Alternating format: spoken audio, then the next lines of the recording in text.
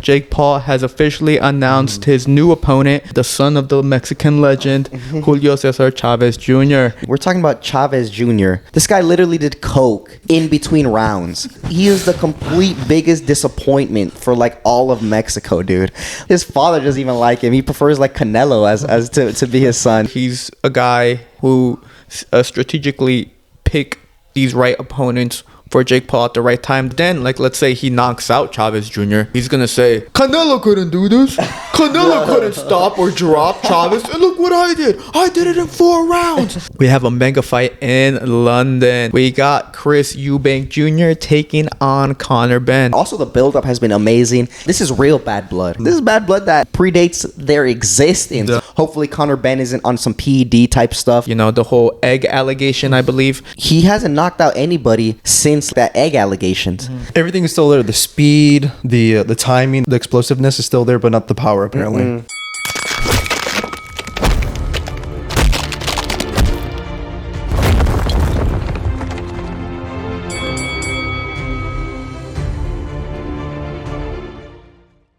Welcome back to another episode of the Last Round Podcast, where we cover everything from traditional boxing to influencer boxing and everything in between.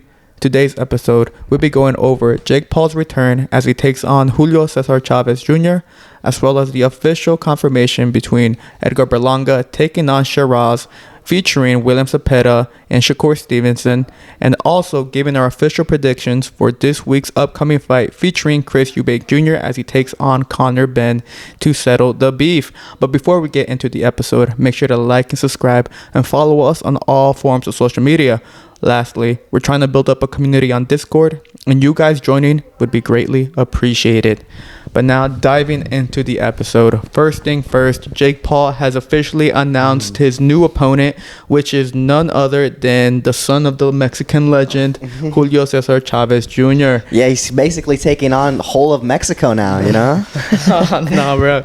You know, last time we saw Jake Paul was when he took on the homeboy Mike Tyson. You know, the build-up for that fight was very entertaining. Funny seeing how people were still siding with Mike Tyson, claiming that, you know, we're talking about Iron Mike Tyson. This is the man back in the 80s who was, you know, the most feared fighter of all time. And then look what happened during the Netflix the first time Netflix ever hosted a boxing event. And it was the first time I seen a lot of people be, you know, not really know what to expect from a Jake Paul fight rather than disappointment. And the fight definitely did not live up to the expectations. I mean, you know, who would have thunk it?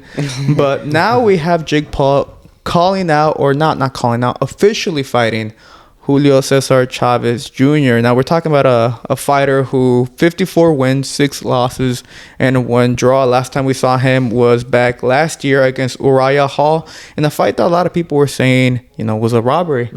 They're claiming that Hall beat Chávez Jr., but you know, Chávez Jr. got that polling power because of the name, therefore they gave him the win. What are you guys' thoughts about this matchup for Jake Paul? Yeah, this is crazy, man. I mean, I did not expect this. You know, I think we definitely heard rumors online about this fight being made, but I didn't really believe them. And now we have it confirmed. He's fighting Julio César Chávez Jr., which is, you know, it's just crazy to think. I don't know. I think it's still funny, though. The sentiment is still, you know, he's like 40 years old. the sentiment is still, you know, Jake Paul's fighting some old people. So, but I am excited. I'm looking forward to it. Yeah, for me, it was really unexpected. I mean, look, I feel like, you know, within Jake Paul's career, they've like his whole team have been doing a very good job of, you know, picking the right opponents. And I think, you know, his last opponent, Mike Tyson, was a big step up for him. And I think he did that and beat Mike Tyson pretty easily.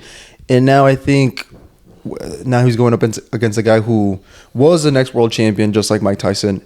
And he still, you know, fights every so often. He's still an active fighter. He's way past his prime or whatever. But, like, I think it's a good step up for him, I think, in my opinion. Was he world champion? He used to be, yeah. Like back actual? in, like, 2012, I think. Damn, I'm surprised.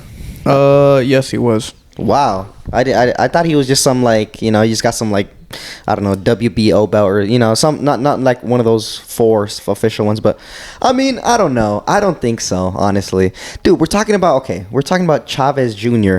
This guy literally did coke in between rounds. Like, he is the complete biggest disappointment for like all of Mexico, dude. Like, I mean, this guy, that's why I think Jake Paul is gonna beat him. I mean, we're talking about Chavez also lost to Anderson Silva. Yeah. You know, and like, he's horrible. He's a horrible fighter. Like, and he's completely undisciplined. He does not train. He does not work hard. I don't even think he's gonna work hard for this fight. You know, I guarantee you he's gonna get a bag. They offered him a lot of money, so he's gonna, you know, just get the money and he's gonna put up a mediocre performance. Maybe even do a line of coke as well in between rounds again. Yeah, I mean, Chavez Jr. I mean, like I said, his last fight was last year back in during the summer, but prior to that, he hadn't fought since 2021. And I mean, there's a lot of things in his personal life that has always been affecting his professional boxing career. And I agree, like you said, it's, you know, we're not talking about Chavez Jr., the guy who was, you know, back in early 2010s, you know, late 2000s, where he was climbing up the ranks, you know, trying to make a name for himself, trying to kind of differentiate himself from his father. Yeah. I mean, it's 2025 now. He's not the same guy. A lot of people I saw did give some pushback, but in general, I feel for Jake Paul, we've always said it before, prior, or you know, according to his career, he's a guy who has a smart team behind him, who strategically, you know, pick these right opponents for Jake Paul at the right time. The only big mistake they made was the Tommy Fury one. But after that, I mean, they've, you know, they had supposed actual boxers like Andre August or Ryan Borland, you know, and I mean, after that, he went back to the MMAs with Mike Perry.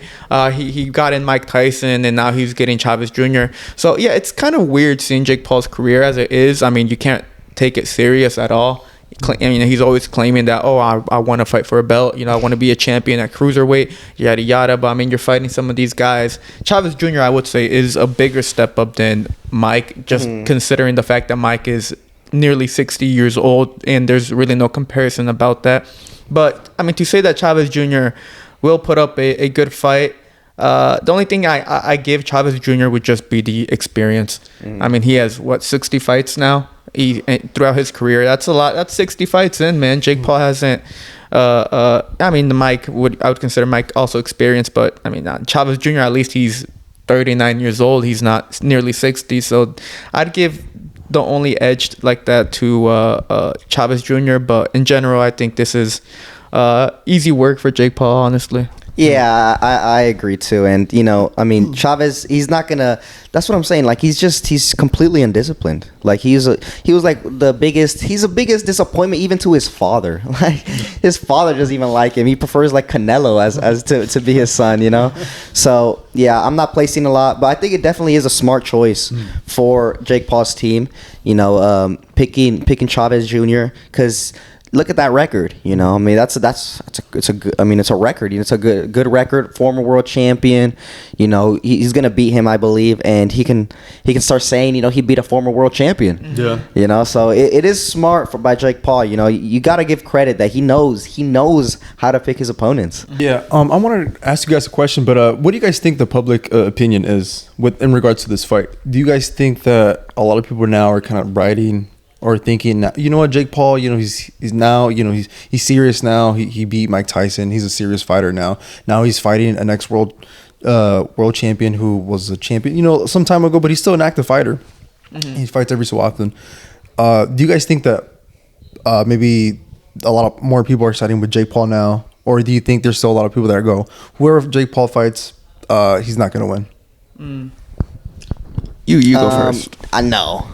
They still hate Jake. Yeah.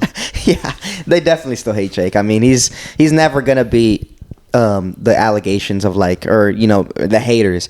He has plenty of haters, and I mean he leans into it. It's part of his like persona. It's part of his brand. So he's always gonna be like that unless he like actually starts fighting like guys like Tommy Fury and like actually maybe trying to climb the ranks, which I think it's very unlikely. So yeah, no, people are still hating on this fight. They're saying he's like a 40-year-old. Past his prime, stuff like that. So no, the sentiment has not changed. The internet hates Jake Paul forever.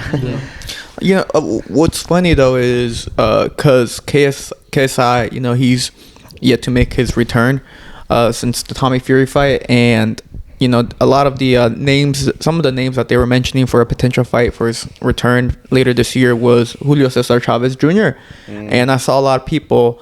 When the rumors were coming out that maybe Chavez Jr. was going to be the selected opponent for KSI next, people in the comments were praising it, saying, "Yo, this is a good step up for KSI. He's he needs to do something big. He's been mentioning, oh, I only take big names now for my next fights. I'm not going to do no Alex Wasabi, no Slim, no Anisan Gibb. Now I want like big names for my next fights." And Chavez Jr. being one of them, people were praising it. But then you look at Jake Paul, and he's confirmed to fight Chavez next, and people are belittling it. So it's it's, I wouldn't say it's double standard. I can understand their reason as to why they would hate Jake Paul picking it rather than KSI getting that fight.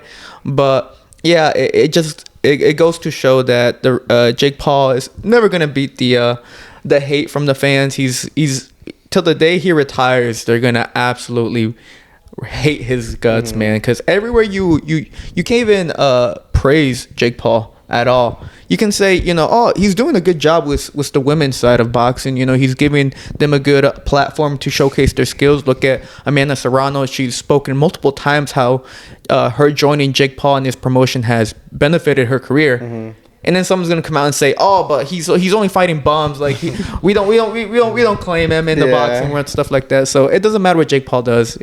He could fight, the best fighter of all time. He could fight El Zurdo Ramirez next fight, and people are still gonna give him shit about it. Yeah, and it is kind of sad because like you do got to give some props. Even like the promoter side of it. No one really talks about the promoter side of Jake. He be fucking going crazy with that women's boxing. Like he's putting that shit on the map basically. Or the MVP prospects, the cards that he be having. I mean, they're good. I think he's doing a good job in the promotional aspect, and no one talks about it because, like I said, you can't give Jake Paul any praise. You can't even say, oh, he actually didn't look too bad in his last fight, or any type of kudos to him. Or else people are going to come at you and call you like a Jake Paul glazer, call you casual, call you all these names because claiming that you like Jake Paul or at least, showing some type of appreciation towards him for like the promotional side guarantees you to be bashed online for it. No, yeah, the casual one is a big one. You'd be like, oh yeah, I watched Jake Paul. I watch his fights. Be like, what are you, casual? It's like, bro, I tune into everything. You know what I'm saying? Like, come on, I love boxing, so of course I'm gonna tune into that. And yeah, I mean, he's doing big things in boxing. He's a part of boxing. Like, you can't deny that. I mean, he brings a ton of eyes. His events are massive. He got a deal with Netflix. I mean, these are crazy stuff that he's doing. So, you got to give props every once in a while. You got to set aside, maybe his personality, because honestly, I don't like his personality either. He's a bit strange. He's a bit all over the place. But I mean, hey, he boxes. He never grew up boxing. You got to respect that. Well, early predictions for the fight. Who do you think wins, Jake Paul or Julio César Chávez Jr.? Yeah, look, for me, the needle is heading towards Jake Paul. But I feel like, one thing that surprises me is the fact that people still go and watch Chávez Jr. Like, I'm very surprised he still has a fan base that goes and supports him. They still go ahead and buy his merch. They buy tickets to go see him fight. Dude, it's that last name, bro. Yeah. It's that last name. But even though within these past few years, what we have seen from him, like when he fought Daniel Jacobs. That was crazy, bro. Not too long ago. And he just quit on the stool. What kind of Mexican warrior quits on the stool like that? Bro, he ain't no Mexican warrior, bro. He doesn't have that. I don't know. Bro, people started throwing like their popcorn and their drinks at him when he was leaving the arena. And that fight actually, because Okay, first off, he came in well overweight, and he blowed it up to like 190 in that fight. Second off, he was doing pretty good. He was doing pretty good against Dan J. I was like, okay, like he's actually kind of cooking here. And then he started claiming, oh, I can't breathe from my nose. He was just exhausted, bro. He did not do cardio, you know. He was just relying on his experience. That's it. And you know, they stopped the fight, and you know, after people started bashing him and then like throwing popcorn and water at him when he was trying to leave the arena, I was all like, oh, that's gonna be the last time we see Chavez Jr. like ever get any type of, you know, people to go to his fights. But I mean, he still has a good turnout whenever he fights. And yeah, that last name, man, that's what really saves him, because if he was any other fighter without that last name, he would have been long gone years ago, and he wouldn't have had the opportunities for like the title shots or his you know, the promotional side when he was coming up into boxing, if he wasn't a Chavez. So yeah, he gets a lot of he benefits a lot from the last name. And yeah, regardless, I'm still surprised that he still has fans who go watch his fights, because why would you go watch him? Yeah, and I feel like, yes, the name has basically made his career. Like, if it wasn't for the name, like, he would be nowhere. He would have never made it out of the barrio back in Mexico. But I feel like there's a line, and I think, you know, right now, I think boxing fans only want the best fights, and they don't want guys that do stupid shit like that. And I think there's a line, and I think he's crossed that line. And I think if he loses against Jake Paul, that is for sure the last time we will ever see him. So I think I'm just going to assume that maybe he's going to train the best that he can. You know, he's going to be super motivated, because if he loses, then he's going to have that on his record that he lost to a YouTuber. Influencer, fighter. No, yeah. Dude, I hope so, man. I would love to see Chavez Jr. look like in his prime, you know, go in there with the Mexican flag and just beat the shit out of Jake Paul. Bro, I'd love that, dude. I'm wishing for it, but I don't know, dude. I don't have any faith in Chavez Jr., man. I just think, I mean, just the stuff that he literally did coke in the corner, like in between a fight. Like, I can't get over that. How the hell was that even allowed? He had the camera right in front of him, and he was just like, yeah, give it to me. Like, so, like, when you do stuff like that, you know what I'm saying? And I mean, that just shows, I mean, he has a fucking addiction, right? Like, you know, his personal life is crazy. He's always been undisciplined.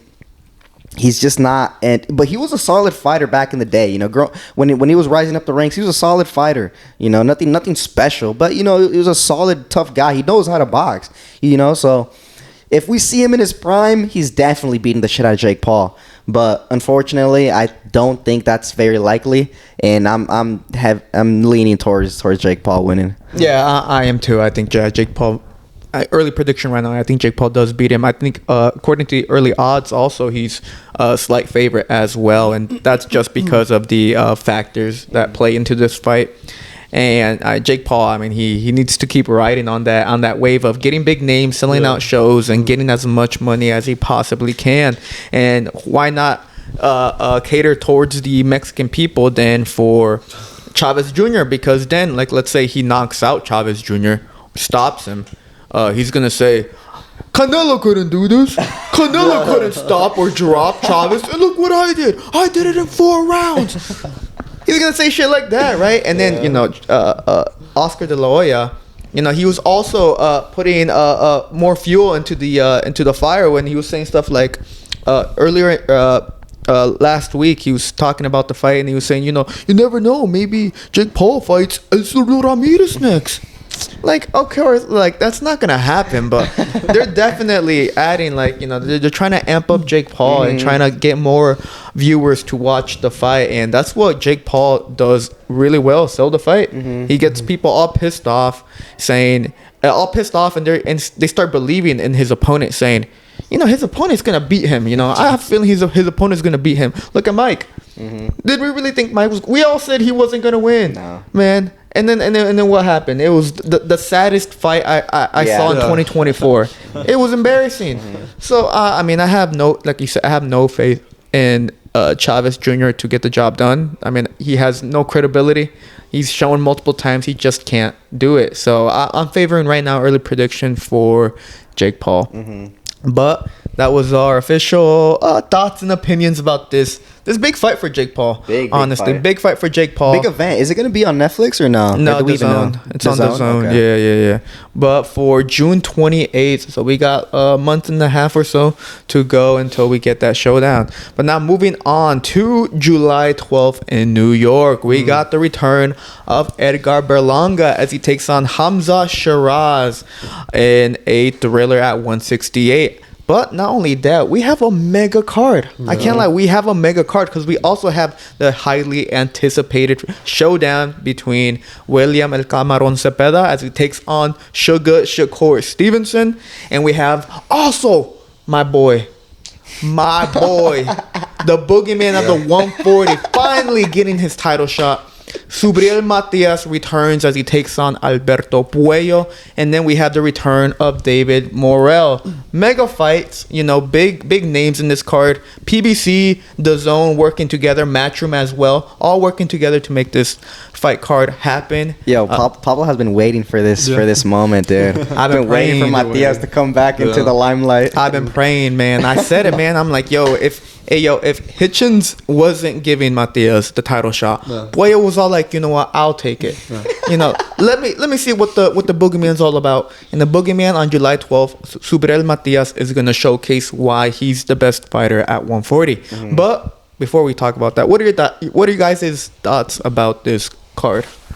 Amazing. I mean, this is literally you're talking about who made this fight. Turkey is involved in this, correct? I don't believe so. Wow, that is very surprising to me because when I first heard this, I mean, this is like mega card. This is big name after big name after big name. Any one of these guys, I feel, could easily be a main event in a separate card. So, I mean, when I hear these cards, I automatically think that Saudi Arabia money. But if it's not, shout out to Eddie Hearn and all them that made it. But it's a great card. I mean, I'm super excited for it. Mainly, I'm more excited for the Shakur Stevenson and Zepeda. I'm actually surprised that isn't the main event. Yeah. If I was a promoter, I'd switch out Berlanga and I'd put in Shakur and Zepeda, but that's just me though.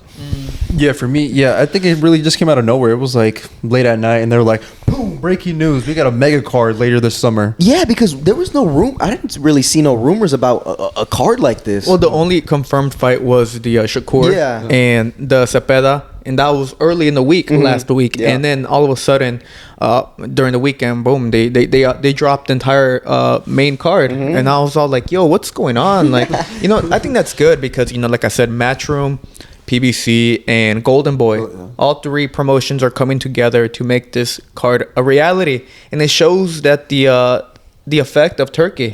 I mean, Turkey's out here making mega cards, and getting these big names, and these other promotions are seeing it, saying like, yo, we need to start doing something too. And I think it's good because they're more inclined to work together. And when they all work together, we got a card like this, man. I would say I would prefer Shakur and Zepeda to be the headliner. It is in New York though. Berlanga's got a strong fan base right there. Puerto Rican fans love him. So isn't Shakur Puerto Rican? Oh yeah, I mean he does cater somewhat to his Puerto Rican roots, but Berlanga 100% is the guy that they're trying to headline for. But that Berlanga and Sheeraz fight, very interesting because Berlanga's coming off beating a Uber driver not too long ago. He was a roofer, bro. Yeah, like no one gives him any credit for that win. But Hamzah Sheeraz, I mean, last time we saw him fighting at 160, very hyped name, man. Very hyped contender. They had a lot of praise for him. Taking on Carlos Adames, the champion, the WBC champion at 160, and he looked bad. He lost that fight. He got a draw out of it. Corruption, robbery, in my opinion. They did Adames dirty. I mean, yeah, bro. He was literally buddies with Turkey. Yeah. Turkey was literally in his corner saying, hey, you're down on the scorecards. You need to get a knockdown. He was actually going around to every judge and being like, hey, what's your scorecard, bro? He's like, let me see. Exactly. So Hamzah Sheeraz, after his very bad performance at 160 against Adames, said, fuck it, I'm booking it up to 168. First opponent he's taking on Edgar Berlanga. Very interesting move. Hamzah Sheeraz, like I said, I was not impressed with his performance last time, and now he's moving up to a new weight division, taking on Berlanga, who, I mean, I'm not impressed about Berlanga either, but Berlanga at least has the, he can say, I didn't get knocked out by Canelo. I took his power. So I think that's a very good fight for Berlanga, competitive. I think Berlanga does take it. Honestly, I do think he takes it. But I think it's a very good matchup for him, a good opponent selection. Yeah, definitely. I mean, the big name. Yeah, Sheeraz is a hot contender. For at the 160, moving up in weight, and he's an interesting fighter. Like he's very tall. And he's very, just like on the outside. He wants to, really control you. But I mean, Adames exposed a lot of holes in his game. Adames, a lot of head movement, getting inside. So it's going to be interesting because Berlanga is a physical fighter. He's big. He's a big guy. Yeah. Not tall, but like wide. He holds a lot of weight. You could tell that boy is like 200 when he's not, when he's not fighting, right? So he's a big guy. It's going to be interesting to see Berlanga because I think he is going to be able to get on the inside. And, say what you want about his skills, he does hit hard. Yeah. He hits hard. So when he cracks Sheeraz, I don't know if that skinny guy's going to be able to take it. Like I don't know. That's crazy. So damn. So you guys don't give Sheeraz like any benefit of the doubt that he could maybe pull the upset? Well, I think he can. That's why I think it's very competitive just because of the nature of both fighters. Like I said, I wasn't impressed at all by Sheeraz. I've never been impressed by Berlanga skill-wise. So I think it's a good matchup for both of them. I think it could be a toss-up. I edge the favors more towards Berlanga, 60-40 maybe as of right now. But it's mainly because Sheeraz in his last fight was atrocious. Yeah, I agree. I don't think Sheeraz has the necessary boxing ability to like really keep Berlanga on the outside. If he can do it, then he's gonna win. That's gonna be his key to victory. Staying on the outside, don't exchange with Berlanga. Stick the jab, movement. But I mean, Adames showed that he can get on the inside. You can get on the inside with Sheeraz. But then again, I mean, I feel like if you look at Berlanga against Steve Rolls, opponents like that. I mean, Rolls wasn't anything special. Yeah, he was cooking him, and he was cooking him on the outside. I mean, he was doing good, and I still think Steve Rolls beat Edgar Berlanga that night. I don't think it takes a lot of skill to beat Berlanga. I mean, Canelo 12-0 with him basically, but completely different fighter as well. But Sheeraz, I mean, I think he does have the abilities to beat him, like on the outside. And Berlanga, my big issue with him, I think he lacks skill, but I think as a pressure fighter, he doesn't cut the ring off well, and I think he's gonna allow Sheeraz to move around. I mean, Carlos Adames is a phenomenal fighter.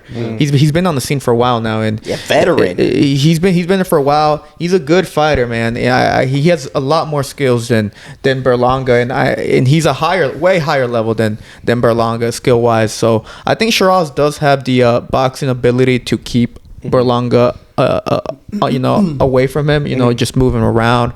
But I don't know. I don't think he's that impressive either. So there's gonna be opportunities for both fighters during the fight. Yeah, definitely. It's gonna be a competitive fight, and it's gonna be a fight too, because Berlanga makes it. He makes it entertaining. Say what you want. He does make it entertaining. I think Sheeraz gets down to. He's ready to go. So. Really, it's going to be a competitive fight. I love this fight. It's a great fight. Sheeraz. I also respect Sheeraz though too. A lot of controversy after his last fight. People talking down on him. He just goes up in weight and fights a big name fighter like Berlanga. That's respect right there. New weight class, and this guy hits hard. So it's going to be a good fight. Look, I can't really put my needle. Like I don't know where my needle will sway between the two guys at this moment in time. But I feel like right now it's like solely in the middle. One, because Berlanga, power puncher. He's been at 168 his whole entire career, and he still carries that one punch power. But he does lack the skills. He's not that. He doesn't really have that much ring IQ. I really think he tries to go in and just bulldoze and just bullies his opponent. And then when the opponent has ways to work around that, then the fight really gets really difficult for Berlanga. Steve Rolls was a competitive fight for him. That guy that he fought that was from Argentina, another guy who he had his own weird, awkward style that made it really competitive for Berlanga, even dropping him as well. And he was a guy who doesn't even hit hard on paper. Sheeraz, though, on the other hand, he did. So on the come up, he was basically knocking everyone out. He was looking spectacular, but then he runs into a world champion. And sometimes you come up short. He came up. Luckily he was fighting over there, kind of like in his hometown over there, in his home country. So he got the draw. But Carlos Adames is a tricky fighter. He's he has so many things up his sleeve. But I think at 168, it's going to help Sheeraz a lot more. I think this to me, I was very surprised that he was even able to make 160, being that he's like 6'3" or whatever. I think at 168, he's going to feel a lot more stronger. So that's kind of where I'm leaning towards. Maybe not leaning towards, but that's what I'm thinking about. He's going to be a lot more stronger, come fight night. But yeah, it's going to be a good fight. No matter what way it goes, I think it's going to be good. It's going to be competitive because then, if Sheeraz beats Berlanga, then he takes his place. If Berlanga wins, then he continues to say that I'm the king, even though I went 0-12 against Canelo. Yeah, and that also builds up to Berlanga and Caleb Plant fight. Yeah. So I mean, Caleb Plant has already a fight scheduled too. Berlanga now has got his fight scheduled. Why not make, if they both come up on top, make Berlanga take on Caleb Plant in the fall. Plant whoops his ass. Yeah, Plant beats him. But I'm just saying they're kind of brewing a little story here. So let's see how Berlanga does against Hamzah Sheeraz. Good fight, very good fight. I do like that fight. So following up though, we got William Zepeda and Shakur Stevenson. Now we've already talked about Shakur taking on Zepeda in our predictions. Does it change? Has these past 2 or 3 weeks since Zepeda fought kind of you sat down, reflected on it? Is there anything new you see, or do you guys still believe that Shakur beats Zepeda?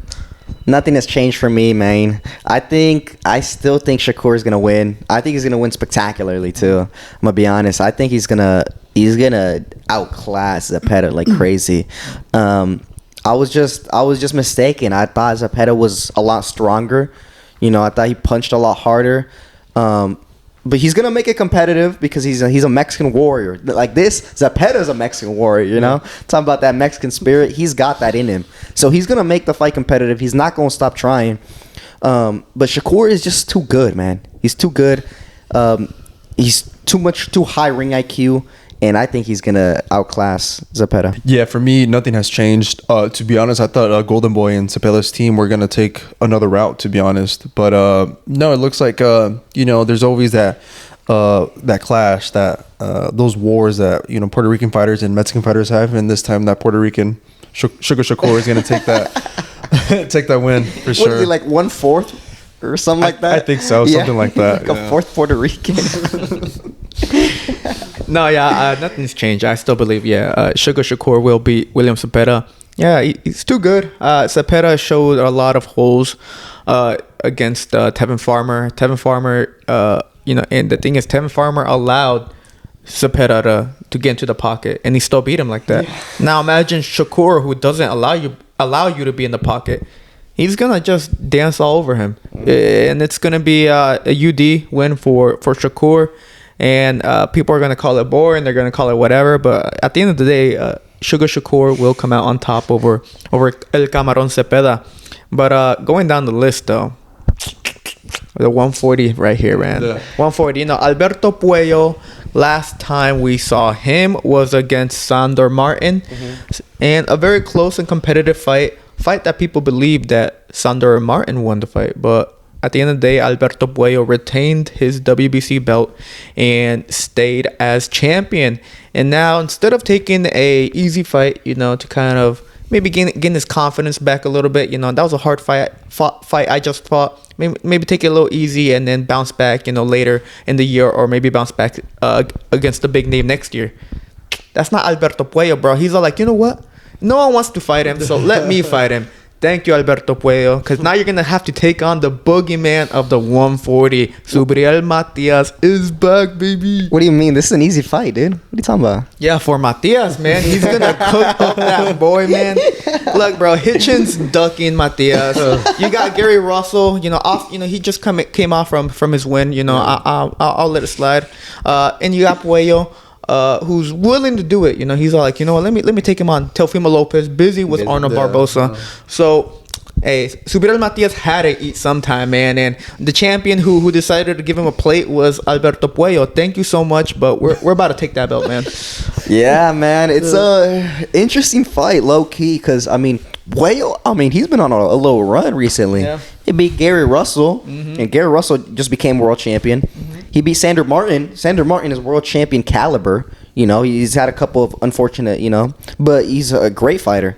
So, and now he's going for Matias. Yeah. Puello wants all the smoke. I fuck with that. Yeah. Interesting fighter. I don't really know. Puello's kind of like a mystery to me. He's kind of strange. Doesn't talk a lot. Just goes in there, fights, and wins. He wins. So it's gonna be interesting. I don't know what to think about Matias either. He's at a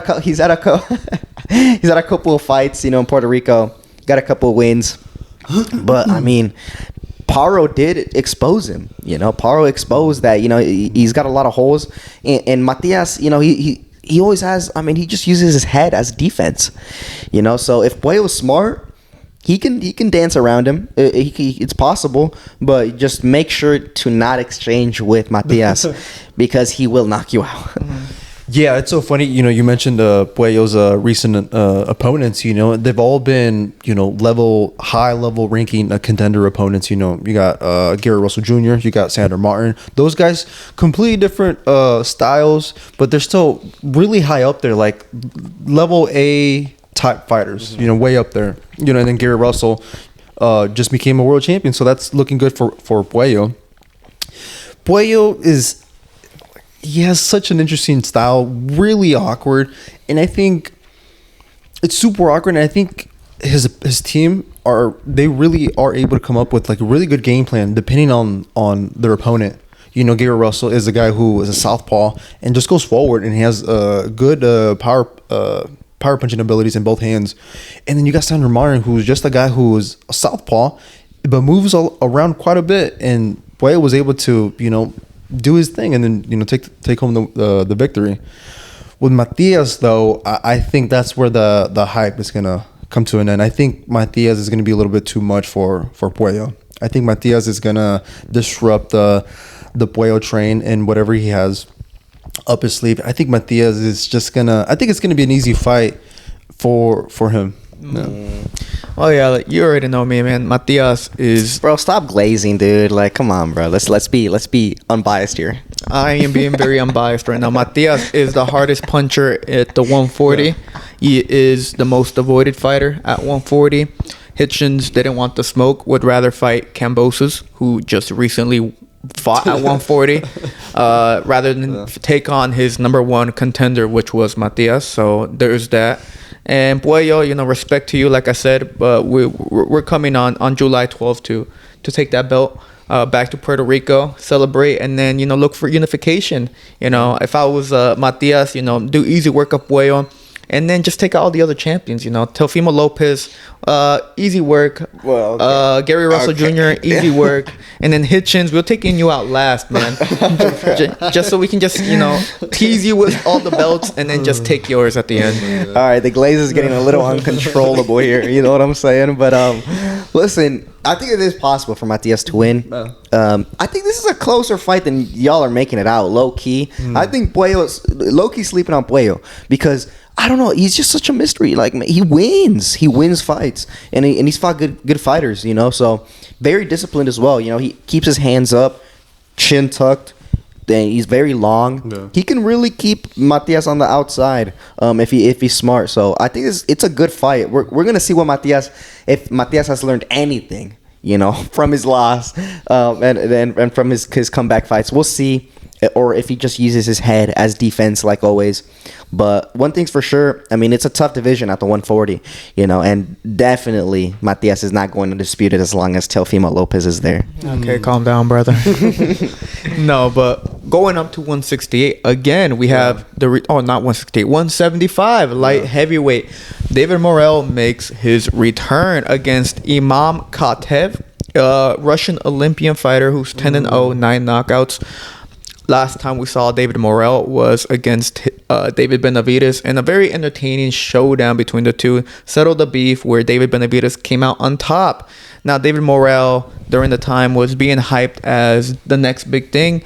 After his showcase with David Benavidez, I think the hype is still there. Of course, it took a little trajectory, a little off the track, but I think this fight is, for him to bounce back. He's fighting a 10-0 fighter. Just keep in mind, David Morrell's also 12 fights in, 13 fights in. So he doesn't have that many fights either. And he already took on David Benavidez, one of the biggest names in boxing today. So David Morrell is looking to bounce back, and I think he will do in good fashion. Yeah, it's building process. You got to build it back up. Had a mega fight with Benavidez, and it didn't go his way. But no hatred or no trash talking went his way. People accepted. He went up against Benavidez, lost. Benavidez is just that guy. So he's building back, and I can't wait to see him. I think it's going to be a good fight too. He's probably going to get the KO. Just knowing Morrell, he's probably going to get the KO. Yeah, that's actually one thing that you said. Very interesting. I think the public sentimental, their views within Morrell was that, people didn't leave or didn't bash on him. I think people were praising him. I think people were happy that he, even though he had 12, 13 fights, he took a really serious, an ex-world champion and a really serious contender at that 175 division. And he did a pretty good job. No, he didn't just do a pretty good job. He did a phenomenal job. I mean, he even dropped Benavidez, if I'm not mistaken. If I remember correctly, dropped him. He hurt him a couple times, maybe here and there. But, he did a really good job, a really good performance. I think that night, the people who were there at the arena were really happy with his performance, even though he didn't get the victory. And I think he showed maybe to us that, there's still a lot more of Morrell to come. He's, say what you want, there's the top 3 guys at that division, Beterbiev, Bivol, and Benavidez. But Triple B. Triple B. Yeah, Triple B. But I mean, Morrell, I think he's right there still. I think he's still the number 4 guy at that weight division, or maybe 5, but he's still within the top 10, and I think he could still possibly become a world champion. I think, he just has to build back up and, go from here. Yeah, I don't really know much about Imam at all, Katev. I need to look at some footage of him. I mean, this fight or this card was just recently announced, so got to do some research. But yeah, I think David Morrell right now is definitely, like you said, building blocks, trying to get back into the swing of things and get back into that W column. So, this is a good bounce back for him. Get his name out there, showcase the skills or the things that he learned against Benavidez and utilize it in this fight. But that was the official main full card for the July 12th showdown in New York City, headlined by, I believe, Edgar Berlanga as he takes on Hamzah Sheeraz. Now, big fights in the summer. Now, going on to this week, though, we have a mega fight in London in the Tottenham Hotspur Stadium. We got Chris Eubank Jr. taking on Conor Benn. Now, this fight has been brewing for some time. It got canceled originally, the whole egg allegation, I believe. And we are finally a week away from getting that fight. Now, Chris Eubank Jr. is looking to settle the beef with Conor Benn. Conor Benn is looking to showcase that, a 2-weight division disparity is no problem for him as he looks to become the man to beat Chris Eubank Jr. Thoughts about this fight? Good fight. I'm excited, man. The bad blood. This is real bad blood. Bad blood. This is bad blood that predates their existence, bruh. From their fathers. Come on, man. How can you not be excited for this fight? I'm super excited. Also, the build-up has been amazing. That whole egg scandal. That shit was funny. I can't lie. And the funny thing about the most funny thing about the whole scandal was the fact that the whole world loved it, and well, maybe not the whole world, but a lot of people liked it. But the one person that hated it was Chris Eubank's dad. Mm-hmm. Chris Eubank Jr. Yeah, he called it a disgrace and said like that's some bullshit, which was kind of sad. You know, it's kind of sad seeing that whole thing, but amazing fight. You know, I'm excited. I think it's gonna be competitive, dude. I think it's gonna be real good. Hopefully, Conor Benn isn't on some PED type stuff, you know. But I'm excited, man. I can't wait. Yeah, for me, I feel like this fight was. You know, this fight got canceled. What was it, like 2 years ago, a year and a half ago, or some shit like that? Yeah, so it's been a very long time, and really excited, really happy this fight is actually gonna happen. And I think what I'm expecting is Eubank to knock out Conor Benn. Ooh. I don't like Conor Benn. Just the fact that he was on that on the egg. Yeah, that it was like I wasn't taking steroids. It was a darting egg. Dude, it's eggs, bro. He likes eating eggs in the morning. No, and then he went on the whole like tour of saying no, it was just this egg or whatever, and then he cried at the end. Towards the end, he was crying on. He cried with Radio Raheem. Yeah, he was getting interviewed, and that's when he like broke down. He was like, yeah, and like in like a $1 million villa too. Like, yeah. So that's what I'm hoping for. I'm hoping that Conor Benn to get sparked out. Mm-hmm. Yeah, it's a good fight. Yeah, the bad blood. I think that's the big thing that I'm really hyped about. To see it finally settled once and for all. Conor Benn, though, he does have the big obstacle of the weight division, you know, of the weight gap, I should say. Conor Benn, I believe it's at 168. No, 160. No, 160. Yeah, you're right. 160. I mean, Conor Benn was fighting at 147, so he's got to make up that. You know, he's got to go up. Pretty much 2 weight divisions right there, 154 and 160. I mean, he has been fighting recently since he got reinstated back into boxing. You know, at the 150 range. But I mean, to take on a 160 pounder, you know, Chris Eubank Jr. is a big guy, so it's gonna be very interesting to see. I expect Conor Benn to be more explosive, more agile than Eubank, but I do expect Eubank to have the experience and overall the weight advantage over Conor Benn. So it's gonna be interesting to see the difference in styles being utilized during fight night. My prediction, though, I'm hoping Chris Eubank is able to get the job done. I don't think it's going to be a knockout. If there's a knockout, that's going to be crazy. I think there might be a knockdown, too, from either fighter, but I do think Eubank Jr. is going to get the win on the scorecards this upcoming weekend. I agree. I think he's gonna win. I think Eubank. I think he has better skills, but dude, Conor Benn is a very dangerous fighter. But the weird thing about it, though, is he hasn't knocked out anybody since like that egg allegations. So you know what I'm saying? Like we're like, whoa. Well, I mean, what does that mean? Everything is still there. The speed, the timing, the explosiveness is still there, but not the power apparently. No, so a bit strange. And then I mean, you're going up 2 weight divisions against Chris Eubank Jr. I mean, you know what I'm saying? Like if your power isn't knocking out guys at the 150s, it might not knock out Chris Eubank. So I think Eubank will win. I mean, he has a great camp. Is he still with Bomac?